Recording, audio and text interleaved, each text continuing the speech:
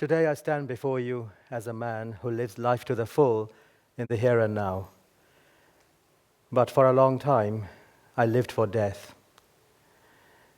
I was a young man who believed that jihad is to be understood in the language of force and violence.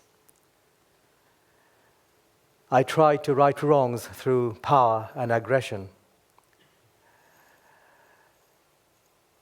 I had deep concerns for the suffering of others and a strong desire to help and bring relief to them.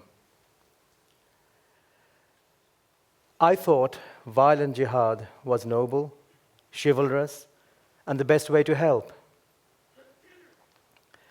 At a time when so many of our people, young people especially, are at risk of radicalization, through groups like Al-Qaeda, Islamic State, and others, when these groups are claiming that their horrific brutality and violence are true jihad, I want to say that their idea of jihad is wrong, completely wrong, as was mine then.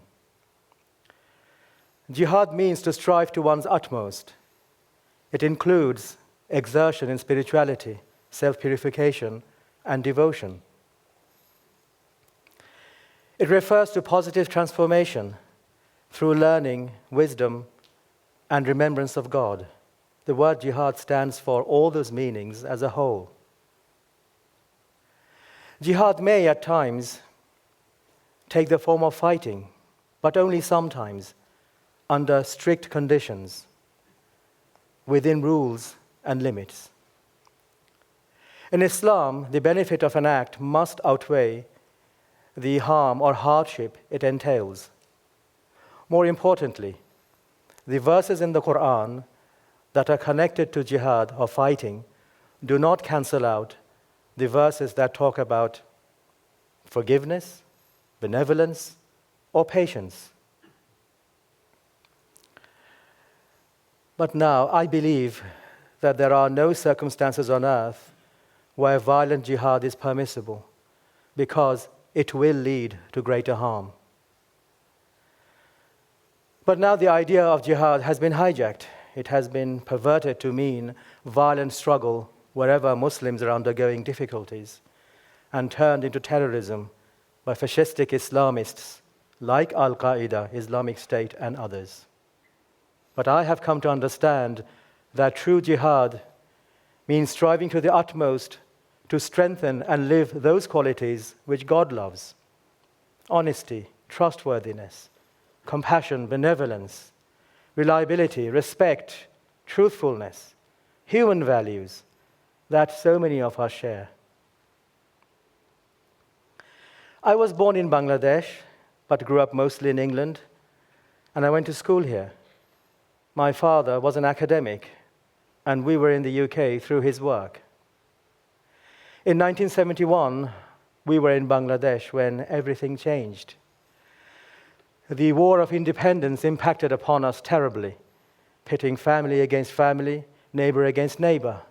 And at the age of 12, I experienced war, destitution in my family, the deaths of 22 of my relatives in horrible ways, as well as the murder of my elder brother.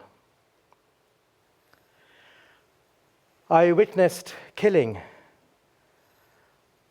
animals feeding on corpses in the streets, starvation all around me, wanton, horrific violence, senseless violence.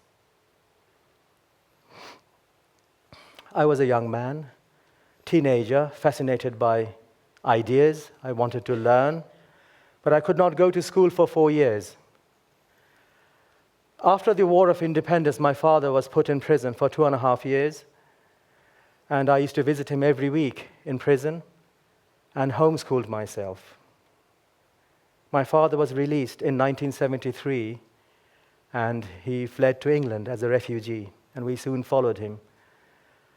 I was 17. So these experiences gave me a sharp awareness of the atrocities and injustices in the world. And I had a strong desire, a very keen, deep desire to right wrongs and help the victims of oppression. While studying at college in the UK, I met others who showed me how I could channel that desire and help through my religion. And I was radicalized enough to consider violence correct, even virtue under certain circumstances. So I became involved in the jihad in Afghanistan. I wanted to protect the Muslim Afghan population against the Soviet army. And I thought that that was jihad, my sacred duty, which would be rewarded by God.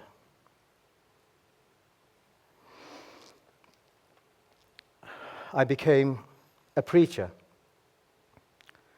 I was one of the pioneers of violent jihad in the UK. I recruited, I raised funds, I trained.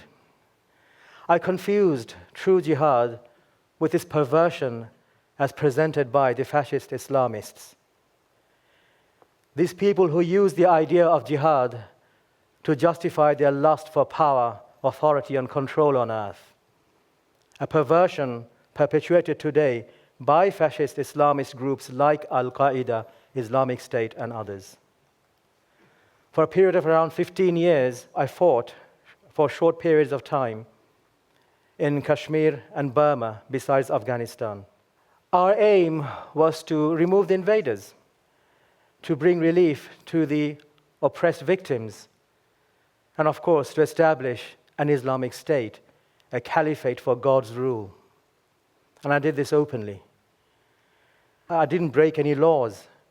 I was proud and grateful to be British. I still am.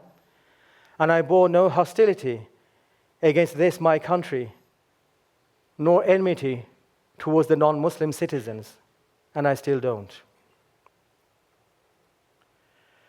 During one battle in Afghanistan, some British men and I formed a special bond with a 15-year-old Afghani boy, Abdullah, an innocent, loving, and lovable kid who was always eager to please. He was poor, and boys like him did menial tasks in the camp. And he seemed happy enough, but I couldn't help wonder, his parents must have missed him dearly, and they must have dreamt about a better future for him. A victim of circumstance caught up in a war cruelly thrust upon him by the cruel circumstances of the time. One day I picked up this unexploded mortar shell in a trench, and I had it deposited in a makeshift mud hut lab. And I went out on a short, pointless skirmish, always pointless.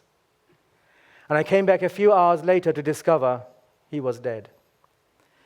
He tried to recover explosives from that shell. It exploded, and he died a violent death, blown to bits by the very same device that had proved harmless to me. So I started to question, how did his death serve any purpose? Why did he die and I lived? I carried on. I fought in Kashmir. I also recruited for the Philippines, Bosnia, and Chechnya. And the questions grew. Later in Burma, I came across Rohingya fighters who were barely teenagers, born and brought up in the jungle, carrying machine guns and grenade launchers. I met two 13-year-olds with soft manners and gentle voice. Looking at me, they begged me to take them away to England.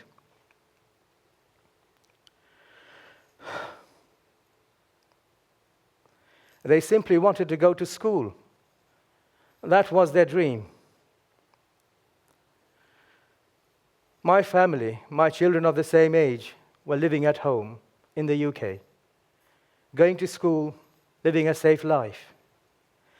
And I couldn't help wonder how much these young boys must have spoken to one another about their dreams for such a life. Victims of circumstances. These two young boys, sleeping rough on the ground, looking up at the stars, cynically exploited by their leaders for their personal lust for glory and power. I soon witnessed boys like them killing one another in conflicts between rival groups. And it was the same everywhere. Afghanistan, Kashmir, Burma, Philippines, Chechnya. Petty warlords got the young and vulnerable to kill one another in the name of jihad. Muslims against Muslims, not protecting anyone against invaders or occupiers, not bringing relief to the oppressed. Children being used, cynically exploited, people dying in conflicts, which I was supporting in the name of jihad. And it still carries on today.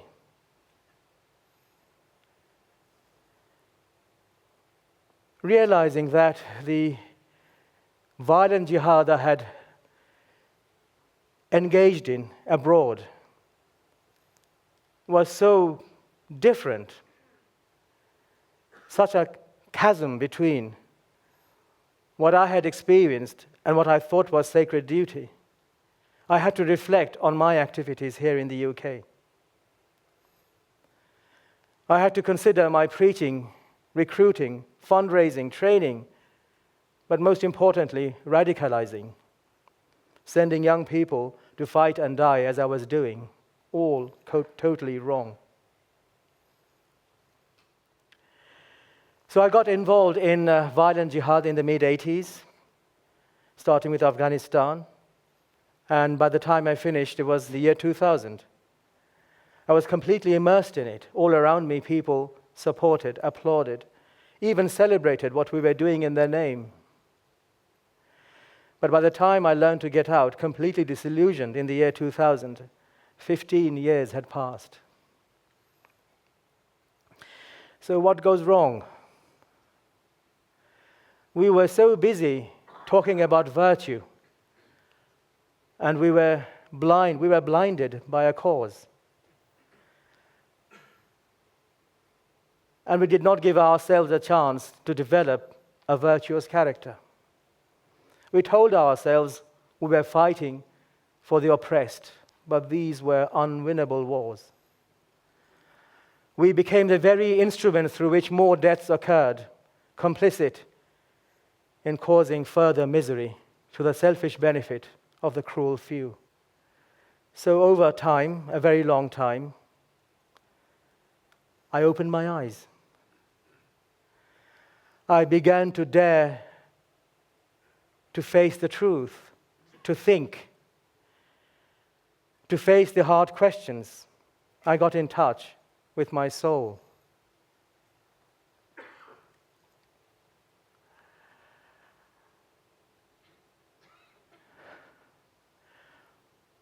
What have I learned?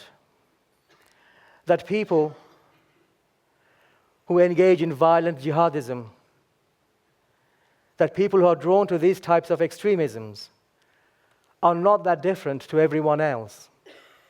But I believe such people can change. They can regain their hearts and restore them by filling them with human values that heal. When we ignore the realities, we discover that we accept what we are told without critical reflection. And we ignore the gifts and advantages that many of us would cherish even for a single moment in their lives. I engaged in actions I thought were correct. But now I began to question how I knew what I knew. I endlessly told others to accept the truth, but I failed to give doubt its rightful place. This conviction that people can change is rooted in my experience, my own journey. Through wide reading, reflecting, contemplation, self-knowledge, I realized that the Islamist world of us and them is false and unjust. Through considering the uncertainties in all that we had asserted to be inviolable truths, incontestable truths, I developed a more nuanced understanding.